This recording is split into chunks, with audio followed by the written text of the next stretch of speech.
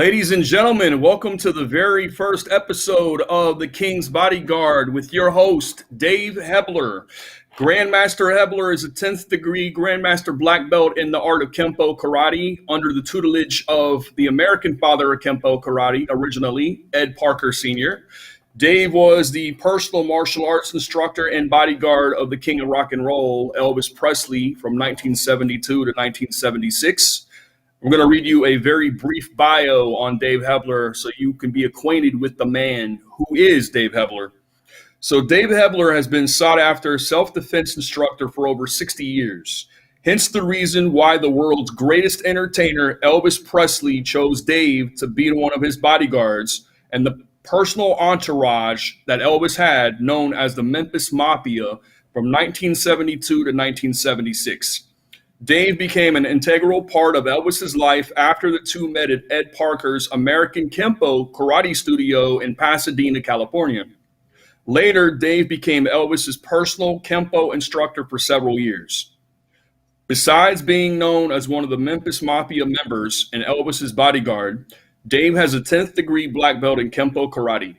One of the true pioneers of American Kenpo Karate, Dave began his martial arts journey under the late senior grandmaster and founder of American Kenpo Karate, Ed Parker, in 1959. Dave is a member of 3 Hall of Fame, Master Hall of Fame in 2010, Kenpo Karate Hall of Fame in 2016, and Hall of Fame South America Martial Arts in 2018. Dave travels the world not only speaking about his years with Elvis, but is also a 4-time author, gives lectures and workshops on self-defense and assault prevention. When not traveling, Dave resides in Wichita Falls, Texas. Ladies and gentlemen, this is Dave Hebler. Hello, Tim. Thank you for the introduction. And hello, everybody. Good to be with you. So first, Dave, you get asked about all of them. And we discussed this, is what person was really like. Yeah, I'll give you a little bit of a background first, and then I'll answer that question if you don't mind. Absolutely. I think it's kind of relevant because, like Elvis, I was a poor boy. I was raised in along with my 4 brothers and my mom and dad, in a 4.5 room apartment in a tenement building that we like to joke about, saying that it was built in 1890 and condemned in 1891. Nevertheless, the apartment was 4.5 rooms and 1 bathroom for all 7 of us, my poor mother. But in any event,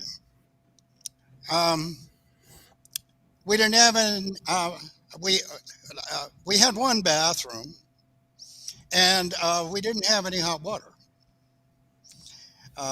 Any water that needed to be heated had to be heated on this old iron oil driven stove in the kitchen. We didn't have a car. We didn't have a TV. We didn't have a phone. But we did have rats and cockroaches. And I gotta tell you, you have never lived until you've had a cockroach or a rat run across your face while you're sleeping. Fun times. Anyhow, that's a short background. The number one question that I have received over the years, and as you can imagine, I've received thousands of them, is what was Elvis Presley, the person, really like? This is it's a really hard question if you think about it. How do you answer a question like that? So I thought about it and I thought about it, and I finally came up with what I thought might be a pretty good answer to that question. And so I seized on a topic that everybody already knows about. I mean, you all know about the fact that Elvis Presley was a very generous human being. And that's true. He was. He was the most generous human being that I've ever met. I mean, he bought houses and furniture and cars and trucks and motorcycles and go-karts and money and clothing and jewelry. Um, and he gave that all away with a good heart. All he ever wanted in return was a thank you. So I thought it would be interesting for folks to get an appreciation of what it was like to be on the receiving end of all that generosity. And boy, was I on the receiving end. Driving around Memphis one day, I don't remember who was driving the car, but Elvis was in the front seat, passenger seat, and I was in the back seat behind the driver, and we're just driving around, having a good time, talking about this, that, and the other thing, telling jokes, talking about girls, just enjoying each other's company. And all of a sudden, Elvis says to me, "Hey, Dave, I want to buy you a car." I said, "Well, that's nice, Elvis, but you don't have to do that." He said, "Yeah, I know I don't have to do that, but I want to buy you a car." I said, "Well, Elvis, you just gave me a Mercedes a year and a half ago. You don't have to give me a car." He said, "I know I don't have to give you a car, but I want to give you a car." I said, "Well, yeah, well, don't feel like you have to." And the next thing I know, he had turned around and there's a gun, a loaded gun, stuck in my face. I'm like, whoa. And Elvis said, "You're going to take this blankety blank car, or I'm going to blow your blankety blank head off." I said, "Whoa, Elvis." Okay, okay, I'll take the car. Man, I didn't know you were serious. The car turned out to be a 1974 Lincoln Continental with all the goodies all over it. And there's a lot of stories about that car, which I won't get into, but I will tell you that that car today is on display at Graceland. It's the purple Lincoln. So when you go there and you see the Lincoln, say hi for me. At any event, a couple of months later, Elvis and I are sitting in we're in his bedroom actually, sitting on his bed, the edge of his bed, and we're just talking. And for some reason, I don't know, I just said, "Hey, Elvis, have you got any idea of how many vehicles you have bought and given away in the last 2 years?" And he said, "Nah, and I don't care either." He says, "Hang on, I want to show you something." Goes away, comes back, hands me a check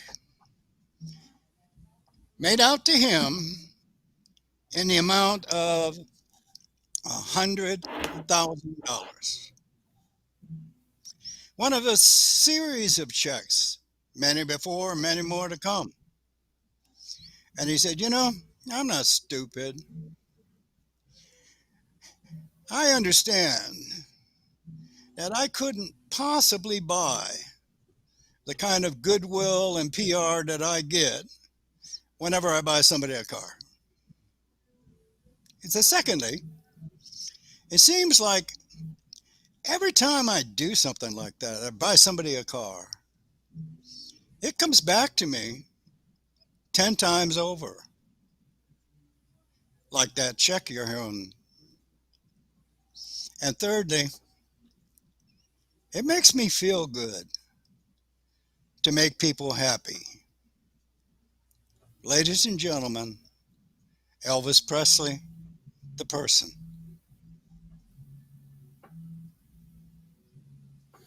I think it's really interesting too for people to know what type of individual it took to be the king of rock and roll's bodyguard. So your background, what I know of your background is that you grew up and you became enlisted in the military and you heard some guys talking about martial arts with you and that inspired you to take the path of learning self-defense and becoming a martial artist. My question to you is, were you always interested in learning how to defend yourself, or for the people to know like what inspired you to actually take the path of being the martial artist? Hmm. Okay, it's a little bit of a long story. I'll try to keep it as short as I can. I was in the Air Force in 1958, stationed at March Air Force Base in Southern California, outside of Riverside, California. And there were a number of Hawaiian guys in my squadron who were out practicing doing something that they called Kenpo. And I was kind of fascinated by it all. And so they asked me if I'd be interested in joining them in their workouts. I said, yeah, heck yeah, I'd like to do that. So I did. And I found it to be a lot of fun. And I also found out later on that they really didn't know a whole lot about Kempo, but that's okay. They knew that I was getting out of the Air Force the following year in 1959, and I was going to enroll in college at Pasadena City College in Pasadena, California. And in order for me to do that, I had to get an early out from the Air Force so I could join my college classes in September when they actually started. So I had to enroll by June 1 of 1959. So my Hawaiian friend say to me, well, look, if you're going to enroll in college, he said, when you're done with your enrollment, drive up the street about two blocks, and there you'll find Ed Parker's Kenpo Karate School, and go see him, because when it comes to Kenpo, he's the man. He is the greatest there is. So I did exactly that. I drove in. I registered at college. I drove up the 2 blocks, and there's Ed Parker School. I parked, went into school. The only person there was Ed Parker. So we started talking, and I told him a little bit about my background, and he and I chatted for a bit, and then he brought me out on the mats, and to show me a little bit of his version of Kenpo Karate. And I was astounded.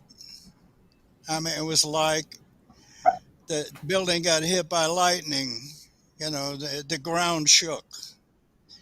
I have never seen a human being that could move like that man. His speed and power was just awesome. And I knew right then and there, I wanted to try to learn to move like him. So I signed up for classes right then and there. And then 2 days later, I had my first class. I drove from March Air Force Base to Pasadena, which is 60 miles one way. And um, I get all dressed up, and I'm kind of anxious, so I got there quite a bit early, and uh, standing there was this guy, this instructor guy. His name was Jimmy Ibrow, and he introduced himself, and he said, "Well, I'm going to be your instructor, so we got some time before the class. Come on out here and let me see what you got." What? No, I stepped out in the bed. I said, he said, "Yeah, come on, show me what you got." And I said, "What do you mean?" He said, "Throw some punches and kicks at me." And I said, uh, "Like for real?" And he said, "Yeah, for real."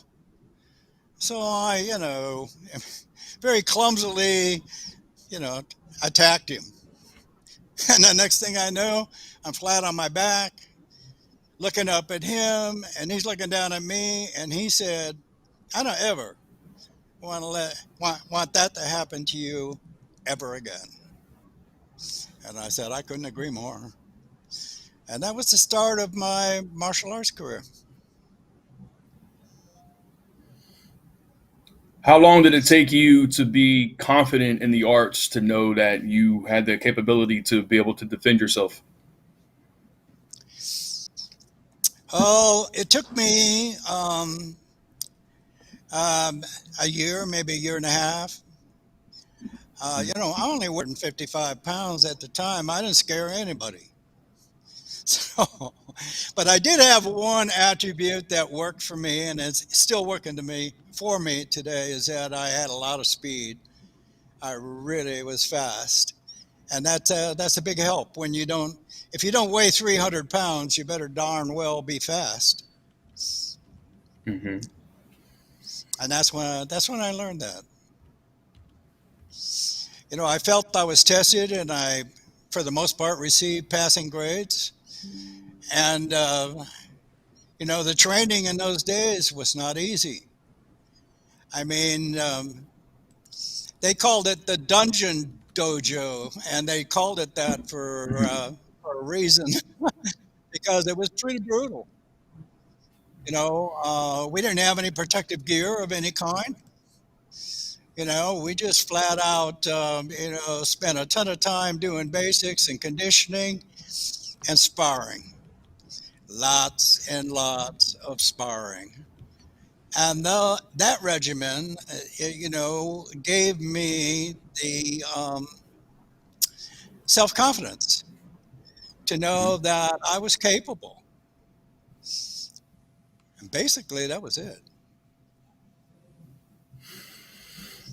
So, from that curriculum that martial arts taught you, how would you differentiate the training you had in the military to the training you had in the martial arts? Oh, in the military, I was a intelligence operations specialist. Um, I didn't have any training physically, to be perfectly honest with you. Uh, the Other than my going to the gym on a regular basis, I had no training from the Air Force physically.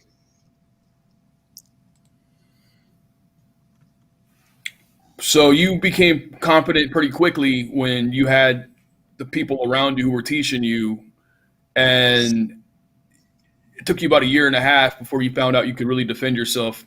So when you walked out on the street, did you have a new sense of confidence that martial arts built within you to know that, hey, what I've learned, I can use these practices and adapt them to pretty much any situation I'm in?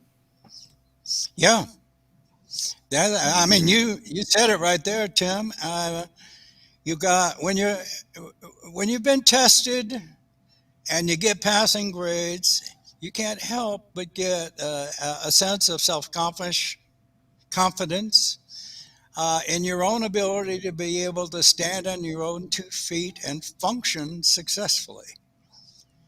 Hmm. And incidentally, that carries over into every aspect of your life. That's the good part of the training. So back then, compared to today's practices and standards, let's call them, of martial arts training, how would you liken the world today of martial arts training to the world of your era of martial arts training? But I feel today that martial arts is watered down and students are given belts before they're ready to pass to the next grade or pass to the next rank, as it were. But nowadays, it's a lot of pay for rank. Well, we're on break right now.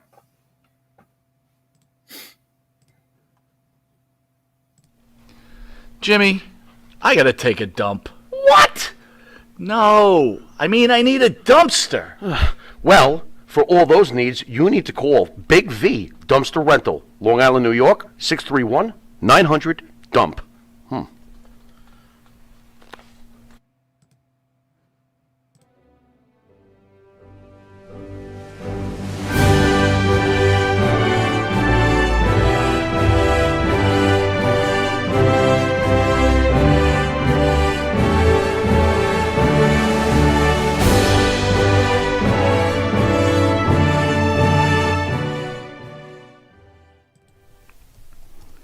And Nitro's Garage for all your automotive needs. Call 646-675-2349. That's 646-675-2349. For all your automotive needs, Nitro's Garage. Ask for Jack.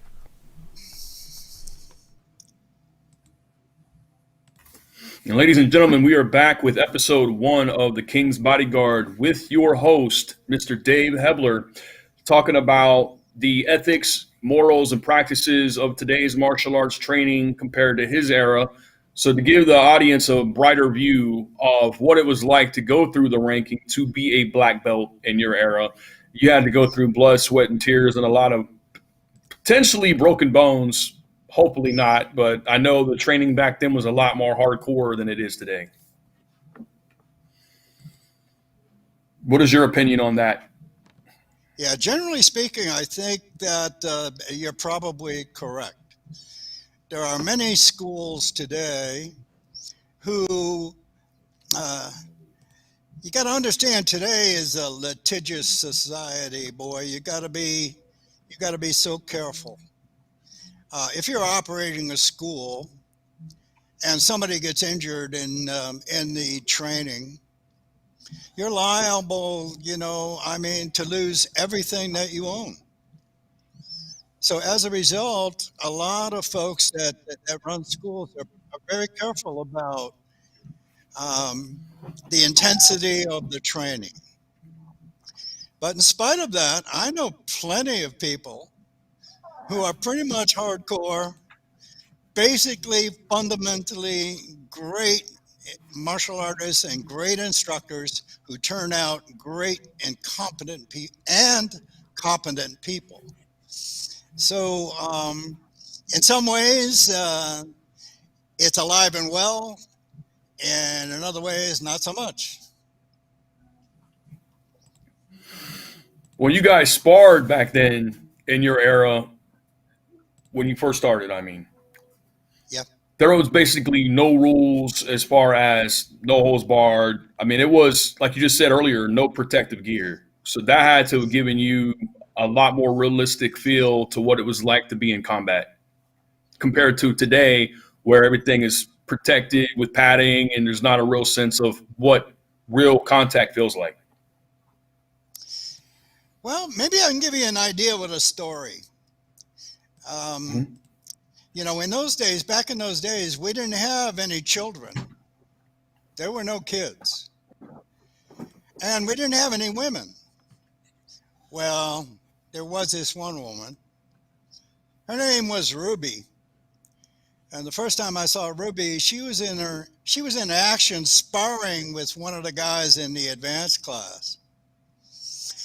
And all of a sudden, Ruby throws this wicked back knuckle, smacks this guy across the eyebrow, and it's instant gash, instant buckets of blood, instant trip to the ER, and instant 6 stitches to cover that, to close up that gash that she had delivered. And we were, all of us, not only were we impressed, we were a little scared because we knew our turn was coming sooner or later. And in those days, you didn't fight a woman, you didn't hit a woman, okay? Hmm. But the intensity of the day, and by the way, there was no gear of any kind. We used to tape up our hands, put tape on it, but that wasn't to, protect your face. So it's a little of this and a little of that today.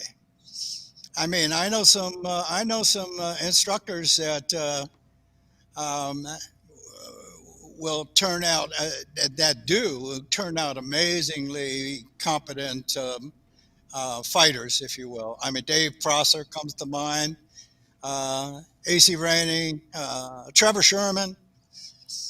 Um, and what's good in the martial arts today is we have received an influx of good material from different sources from all over the world. I mean, wouldn't it be good to um complement your Kenpo with some jujitsu? Or how about some ground fighting added to the mix? I mean, that can only help you get a little bit better, right? Or at least I think so. Absolutely. Well, 1,000,000%. And that's what the ingredient that you just gave is the success of martial arts fighters, mixed martial arts fighters today. To be a success in mixed martial arts, you have to have cross trained in several different styles. And instead of being pigeonholed and learning just one style, like I'm a martial artist myself and I've learned different styles through the years. I've cross trained in 8 different styles. That was going to be my next question to you is how do you feel practically a martial artist gets better, and that is by learning other styles and by fighting other people from other styles. Would you agree with that? Yeah, I do. I mean, Kempo is a great style, but we don't have all the answers. We Hmm. don't. So So, some of the techniques that you learned in Kempo karate, for example, you perfected them, but then you also created your own style, and your own style was derived partly of Kempo, but also to let the audience know what the name of your style is and what ingredients were brought in to create your own style. um, it's called Pro Hebler Fighting Systems, and it's a combination of Kempo and boxing.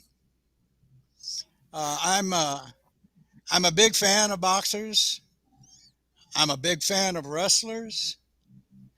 I mean, I knew Rocky Marciano. Okay, I go back Mhm. uh, admiring the boxing world, and I still do to this day. So, in to the extent that you can gain some skills from these amazingly world class athletes and practitioners, do it. Boy, you see a good move there, steal it. Heck yeah, that's what I do. I mean, I see a good move. I don't care what the style is. I don't care what the system is. I see a good move. I want to steal that. So, give the fans a insight on an average day of being a bodyguard, and because here's the thing about it with Mike Tyson, I don't know if you saw this, he was on a and stand behind him, and he threw a bottle of water at his head and hit him, and Mike Tyson turned and started throwing this on the guy, and which opens up the star for a lawsuit. The, in my opinion, bodyguard not protect the star from the bar. It's to protect the star from the fan. enter into that inner circle to where they can come a star, and the star has to act in a certain way, them potentially lawsuit. Tim, I'm sorry, you're just totally breaking up. Audio, Okay. the audio is really broken up bad. Um, you want to get an idea of what it was like to be a bodyguard? Yes. Okay, well, all I can do is give you my experiences of being a bodyguard with Elvis Presley. Mm-hmm. Elvis Presley was hugely popular, and everywhere he went, he drew large crowds of people. I mean, and right now, it's like they materialized out of out of somewhere. I don't know. I don't know where they came from. I'll give you an idea. One time we stopped.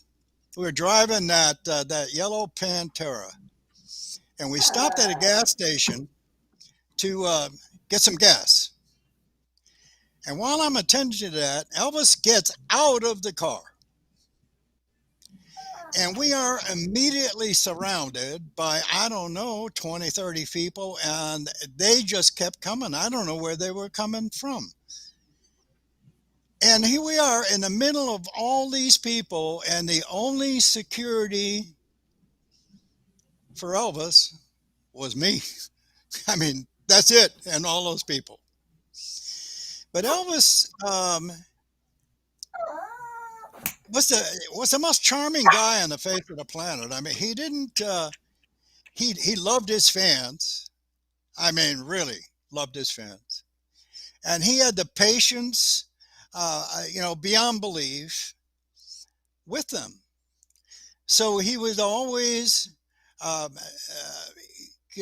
greet them. He would always speak with them, and he always wanted to do on stage the very, very best job that he possibly could be. I mean, everywhere we went, there were hundreds of love-starved women just doing their best to try to get next to Elvis and love him to death. And it was my job to keep them from doing that. What a tough job for a guy, huh? I mean, I often had to sacrifice my own body just to save him. What a horrible job for a guy, huh?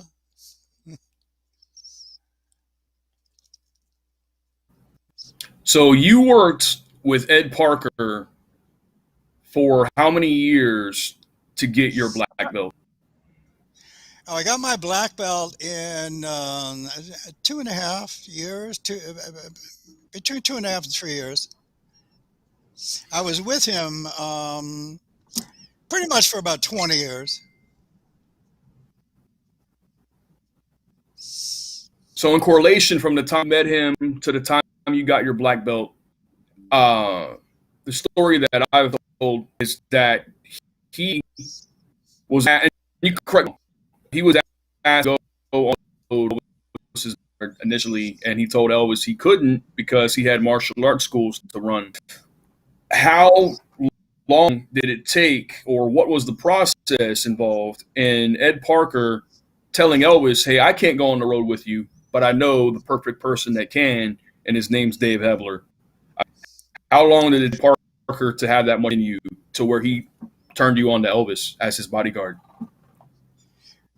Well, it didn't happen quite that way. It's a little bit different. Okay. I was sitting in my karate school in Glendora, California, and I get a call from a friend of mine, George Wade, informing me that this coming Friday, he and a bunch of other black belts were getting together for a workout in Santa Monica at Ed Parker's school there. And he invited me to come down and join them in the workout. I hadn't seen these guys in quite a while, so I thought, well, yeah, great, I'll go. So I did. I drove the 3 hours it took me to get from Glendora to Santa Monica. And sure enough, the guys are there. So I suited up. We got out on the mats, and we're just having a good time working out.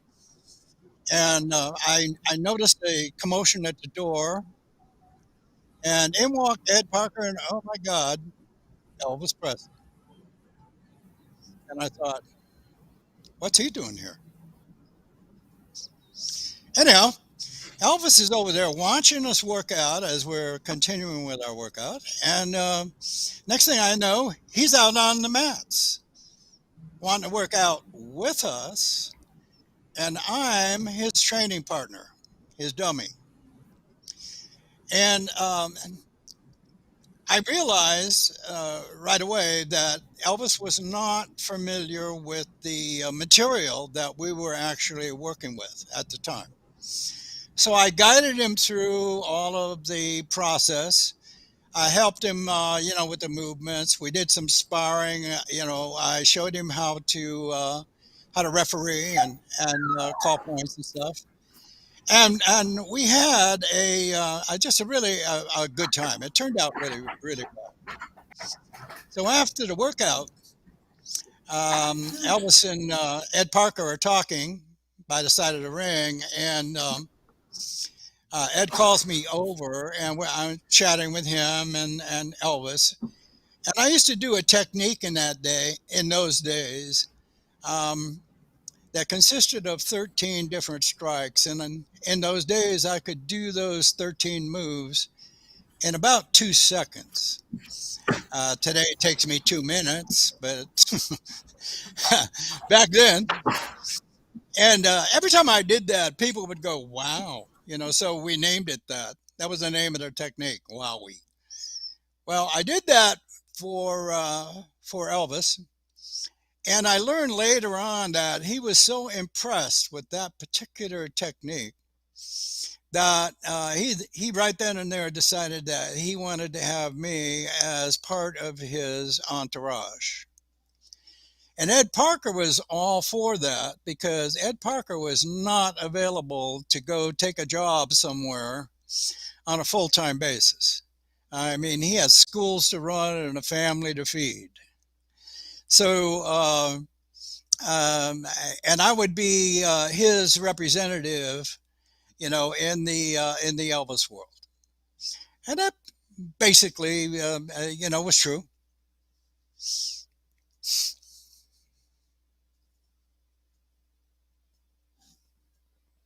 You did, and I've never did this before. Have ever any experience with Chuck Norris? And in your opinion, how did Chuck Norris rank as a fighter in those days, formative days? There, he was a point fighter. He was never a full contact fighter, from what I know. But where would you rank him overall as a fighter? Chuck Norris? Oh, Mm-hmm. He's one of the best. One of the best. No two ways about it. Great fighter. I can't tell you how impressed I am and have been all these years with Chuck Norris and his fighting skills. He's a good one. Mm-hmm. So in those days, of course, everybody knows like they had a whole martial arts craze, martial arts movies, martial arts dojos. Like back then, before mixed martial arts, it was whose dojo is better than the other dojo. And other martial artists, sometimes from stories I've heard, would walk into other instructors' schools and challenge them to fight. Did any of that ever occur with Ed Parker's schools at all? Or have you guys ever had any type of experiences like that? Yeah, we did, but it was pretty rare. It didn't happen an awful lot. You got to remember, back in those days, really as brutal as the training was and the workouts was, sparring was really not a blood sport. We weren't out to try to hurt each other.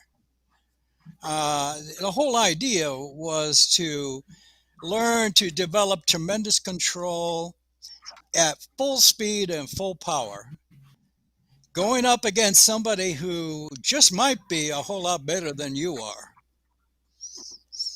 And the good part about that is that if you're going to spar with somebody better than you are. then you'll learn. Then you'll learn real quick.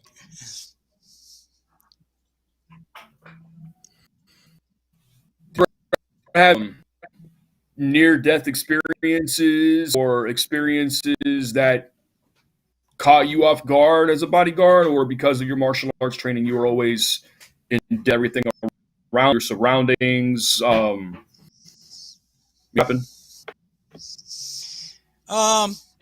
No, I was surprised on a number of occasions. Mm-hmm. The But not shockingly so. It You never know what's going to happen when you're out and about, and there's a crowd of people around. You don't know who's going to do what at any given time, and people are spontaneous, and things happen in an eye blink. And Mm-hmm. so you better be trained well enough to be able to react and react quickly. Um, in a I'm searching for the right word, because you can't violently strike out at someone, making a move, because you Mm-hmm. don't know really what that person's intentions are, and to instantly go to death on wheels is not a good way to operate. Unless you're forced to, of course. Unless you're forced into a corner where you have And, no other yeah, alternative. there you go. Mm-hmm. That's Mm-hmm. exactly what I was going to say. What would you do if And you had? APB, American Protection Bureau, voted #1 best on Long Island for all your security needs. Call 631-390-9050. That's 631-390-9050. APB.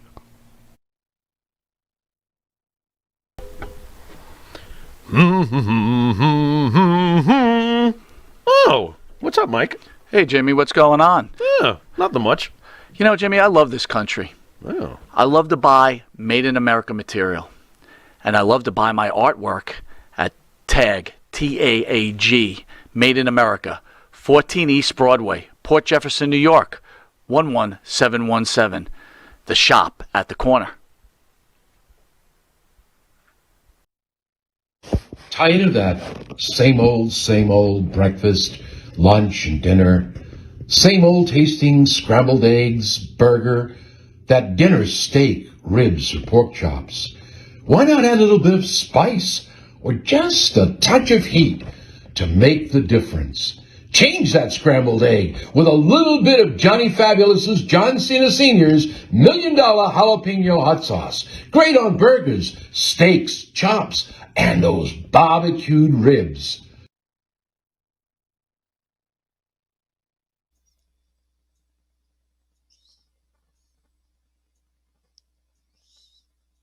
Episode 1 of The King's Bodyguard. So I was asking you, Mr. Hebler, is asking if you ever had a situation. I know this was part of my black testing where you had on several opponents at one time to see how you would react in that environment. But did you ever have a situation in real life that had multiple attackers? And if so, how did you combat the situation? Um, the As I recall, the only incident that I can remember when I was working for Elvis was an altercation with two individuals. Um, Mhm. Real quick, Dick Grove and I, after the show, we went down to the bar and in the hotel, and we're having a beer. And there were a couple of guys that were, like snickering at us because they knew who we were. And Dick gone down to go to the bathroom, and I noticed that these two loudmouths got up and they followed him into the bathroom, and I knew this was not not good. So I Mhm. walk in, and sure enough, there's this one guy. One of the two is, saying some garbage to Dick, and I knew it was going to be something. So I just swept this guy out, with his inner knee, and then just slammed him forward into the basin, the wash basin in the bathroom, and then just turned around and looked at the second guy, and they declined to continue the altercation, and that was the end of it. Okay. Was that also part of your black belt testing? Like, what consisted when I'm sure your training was much different because it was the traditional aspect of Kenpo Karate in the beginning of Kenpo Karate. What did you have to endure to go through to test for your first black belt? Was the curriculum? Oh, the curriculum. Well, yeah. Let me simplify this. It was basics, basics, basics, conditioning, conditioning, conditioning, adversarial workouts against a willing partner, adversarial workouts against a non-willing partner, lots of sparring, lots of sparring, lots of sparring. That basically Okay. was it. We often Hmm. sparred with more than one opponent. And if you're in a class of black belts and you're trying to fight two or three of those guys all at the same time, you got to remember they're all trained as well as you are, and maybe even better. I mean, that's a Hmm. chore to get away with a whole skin. So anyhow, that's that was the that was in rough terms, um, how we trained, back in those days. So, I mean, as far as technique wise, movement wise, always, I know I learned from my training, always follow the person and their movements of their body. For example, and their hand goes in their pocket, your hand, and what that comes out of their pocket with. I mean, were you always aware of your surroundings when you were bodyguarding Elvis? Were you watching from the stage, off the stage, watching people, their movement to see if anybody would come at Elvis, for example, with a weapon? Absolutely. Oh yeah, we Hmm. were always alert to that. And um, I wasn't all alone. I had Red, Sonny, and Dick, and some of the other guys in the entourage would act sometimes as bodyguards when we were on the road or at a concert. So we had a lot of help, and in addition to that, whenever we went on tour, we used to hire three or four police officers to help us with the security for a number of reasons. One, they knew where everything was in the whole town. They and they also had arrest powers, which was always handy to have. So we were well equipped to handle just about any situation that would come up, and we did. Hmm. Talk about the first time. Well, you talked about the first time you met at Ed Parker's dojo in Pasadena, California, but talk about when you actually were called by Ed Parker and you met Elvis in person for the first time outside of the dojo. What was that experience like? Yeah, after the first occasion at Ed Parker School, um, I got a call from Ed Parker. I think the next day. It may have been 2 days, but I think the next day. And he said Elvis wants us you and I to go out to his house in Beverly Hills, and you know, have a social visit. I said, "Nah, I don't want to do that." No, I lied. I didn't say that. I said, "Yeah, well, of course, yeah, let's go." So we did, and so we got to the house, and we went in. And there weren't too many people there. Sonny was there, and some of the folks that worked there, and a few other guys. And all we're doing basically is sitting around and laughing and joking and getting to know one another. And after about, I don't know, 45 minutes or an hour, Elvis said to me, "Dave, we have something that we need to take care of out in the driveway. So if you'll excuse us for a bit, um, um, we'll go take care of that. Take care of that business." So they leave, and I'm sitting there, just looking around. You know, I don't know what's going on. And before long, I hear Elvis going, "Hey, Dave, come on out here. I need your help." Well, I don't know what he means. Is there, some kind of a problem or something? I don't understand. Anyway, so I go out, and there's everybody out there standing around a beautiful little Mercedes, 71 Mercedes 280 SL, beautiful car. And I said, "Yeah, Elvis, what can I help you with?" And he said, "It's this car." I said, "Yeah." He said, "Well, it's cluttering up my driveway, and I want you to drive it away." I said, "Okay, where do you want me to drive it to?" He said, "Anywhere you want. It's your car." And he handed me the keys and the paperwork, and I am astounded. I'm, floundering around trying to find, enough words of gratitude, beyond just thank you. And I don't know, whatever. Anyhow, Elvis just laughed, said, "Enjoy your car, Dave."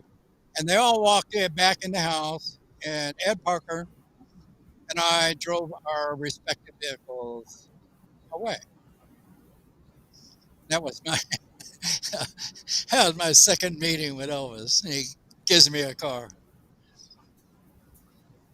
That was the same meeting he gave you a TCB ring and a TCB necklace, I do believe. Was he? Did he No, say anything to you before he did that? no, that happened. He he came out to my karate school, and Hmm. he and Sonny actually, and of course, I have my daughters there, and um, have my guys out there that are working out on the mats, and I have my daughters there as well, Lori and Chris. And to make a long story short, Elvis is wearing a turban. And there you Hmm. are. I think you're looking at the picture of Elvis with my daughters. On on the left is Chris, and on the right, as you're looking at the picture, is Lori. And Elvis wearing that turban. So everybody is wondering, what's up with the turban? And I wondered about that too. So I asked him. I said, "Elvis, why are you wearing that turban?" And he said, "Well, as we were leaving the house, to come out and visit you," he said, I noticed that my hair looked like garbage." He didn't say garbage. He said another word, but he said, "My hair looked like garbage." He said, "And I didn't want to go out in public with my hair looking like that. So I grabbed this turban and slapped it on my head. And here we are." Well, isn't that what you do when your hair looks like garbage? I know I do. I always put a turban on My hair looks like garbage. Only Elvis could get away with that kind of thing. But anyhow, that picture is, for obvious reasons, my favorite picture. So that was the occasion where he gave me the TCB necklace and asked me to become one of his bodyguards on a full, basically part-time, full-time basis. So how long was it before the time he gave you the TCB ring and the B necklace? Wanted you to be his? Was it that you full road to tour? From my understanding, you bodyguarded him in Memphis, Tennessee, and on the road on tour. Would that be correct to say? Yeah, we when when Elvis was in Memphis, um, we used to switch off bodyguard duties.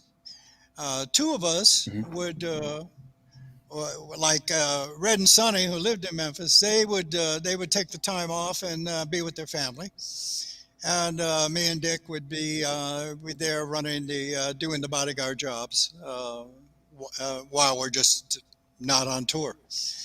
And we switched off like that, back and forth. When we were on tour, of course, we all worked. Everybody worked.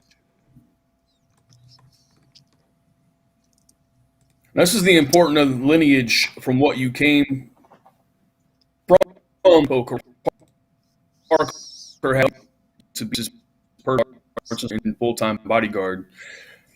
What in the original origin of Ed Parker bringing the style of Kenpo Karate from Hawaii to the States?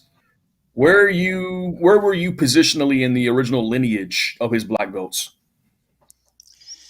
Well, it's a little bit murky. There are Mm-hmm. some people who believe that I was his fifth, number five black belt. Um, but it may well be that I was actually his eighth black belt. But in any event, I was in the first 10 of his black belts.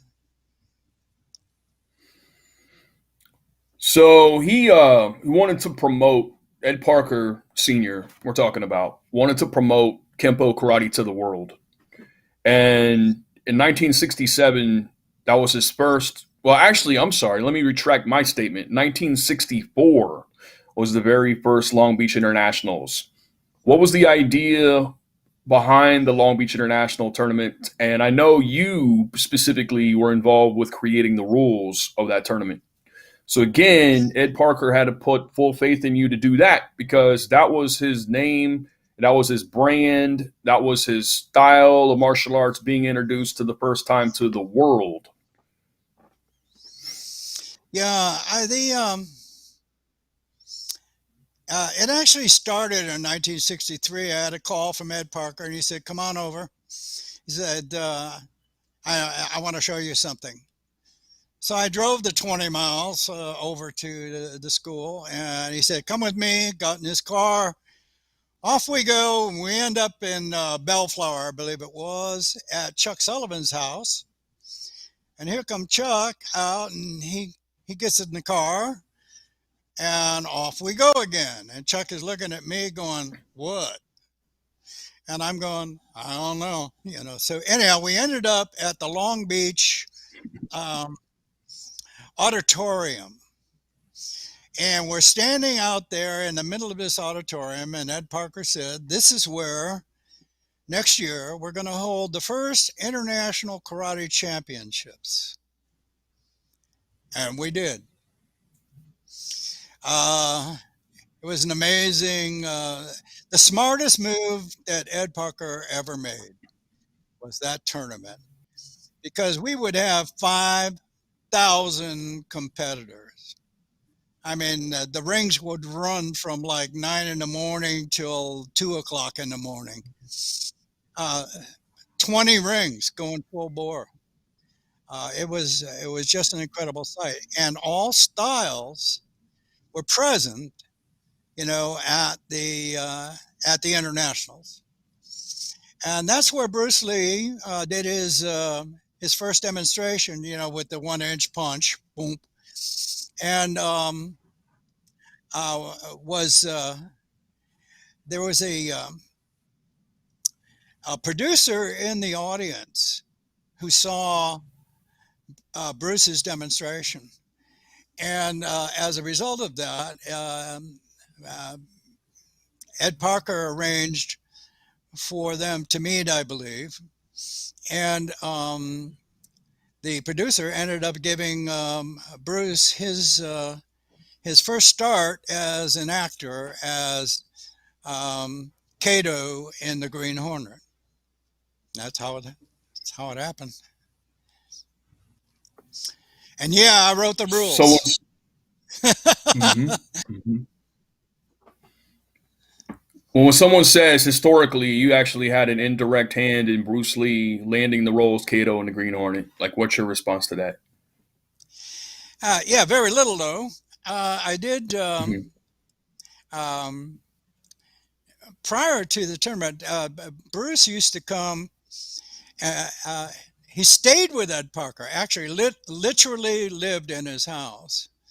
So Bruce used to come over to the school where we were working out, the Pasadena school, along with Ed. And Ed would, go in his office and do whatever business he was doing, and Bruce would watch our workouts. And um,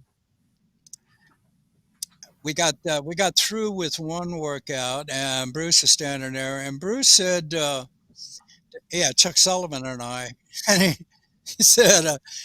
He said something about the our stuff being not very good stuff, and I kind of took it initially. I took it as a what? Are you Hmm. actually disrespecting the stuff that we're doing? But my instant response was wrong. As he explained, he had a different viewpoint about the actual material.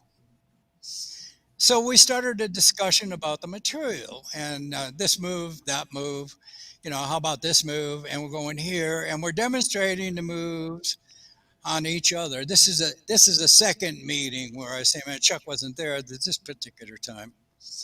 And the next thing we know, he's throwing the punches and I'm doing stuff and I'm throwing stuff and he's throwing them, I mean, just back and forth. And we're literally sparring. But we're sparring in a funny way, in a friend way. We're just enjoying what it is that we're doing. Two guys having fun, beating the crap out of each other. And that basically, was it. Of course, I talked to him at the internationals, and just friendly, really. So, Hmm. Guys, believe it or not, that's our hour. So, anything you want to say at the end, Dave, to your audience? um, yeah, I just want to say thank you for taking the time to listen to this old man shoot his mouth off. I appreciate it. I hope you uh, I hope you enjoyed what I had to say as much as I enjoy saying it. So I hope I'll see you all next week, same time, same channel, and I hope if you liked it, you'll tell all your friends and have them join you and watch the show. Thank you.